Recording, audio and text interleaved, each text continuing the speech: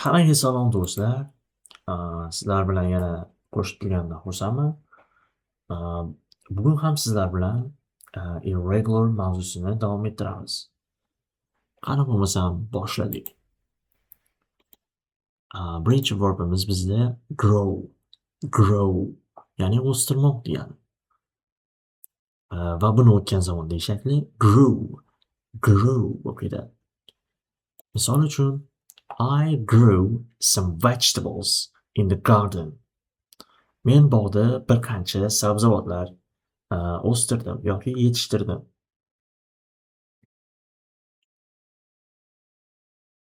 Keyingisi bizda have. Have. Have degani egalik qilmoq yoki bor bo'lmoq deb tarjima qilinadi. Va buni o'tgan zamondagi shakli had. Had bo'lib ketadi. Misol uchun I had a dog when I was a child. Mani bolaligimda bitta itim bor edi yoki bo'lardi.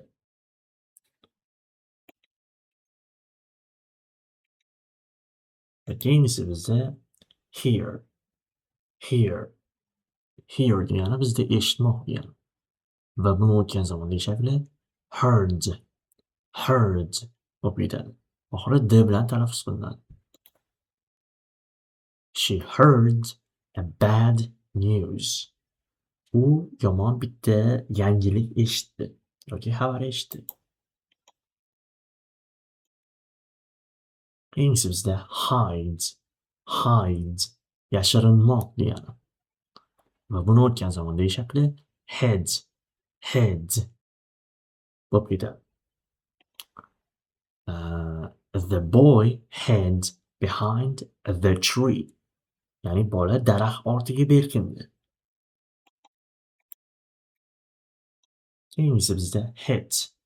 Hit. Hit degani bizda urmoq degani. Va buni o'tgan zamondagi shakli ham o'zgarishsiz xuddi o'zidek qoladi. Ya'ni hit. I hit the nail with a hammer. Ya'ni men mixni bolg'a bilan urdim.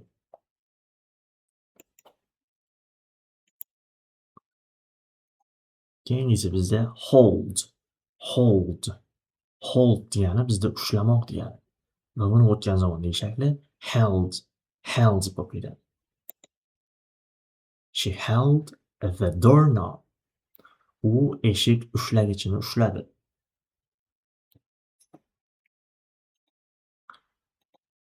Keyingisi bizda hurt. Hurt ya'ni jarohatlamoq yoki jarohatlab olmoq degani. Buni o'tgan zamondagi shakl ham xuddi o'zidek o'zgarmas qoladi.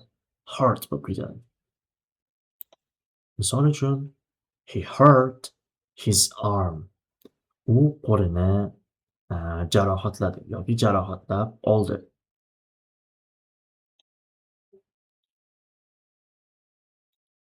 Va bizda keyingisi keep.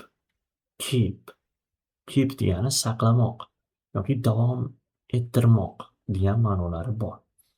Lekin asosan saqlamoq deb tarjima qilamiz. Buni o'tgan zamondagi shakli kept.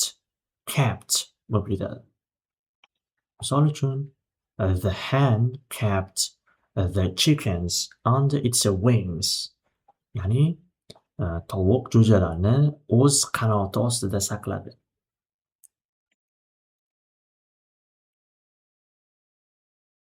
Va bizda keyingisi know. Know. Ya'ni know degani bilmoq yoki tanimoq degani.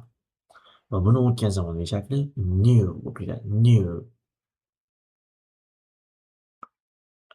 Va bunga misol ko'rsak, the man knew his neighbor. Ya'ni erkak o'z qo'shnisini tanirdi yoki bilardi. Bizda keyingisi land. Land. Land degani bizda qarzga bermoq degani. Va buni o'tgan zamondagi shakli lent. Lent bo'lib ketadi. I lent some money to my friends. Men do'stimga biroz qarzga pul berdim. Ho'p, do'stlar, bugun sizlarga o'tmoqchi bo'lganlarim shundan iborat edi. Agar darsimiz siz uchun foydali bo'lgan bo'lsa, bitta like bosib qo'ying va kanalimizga obuna bo'lishni unutmang. E'tiboringiz uchun rahmat. Sog' salomat bo'ling.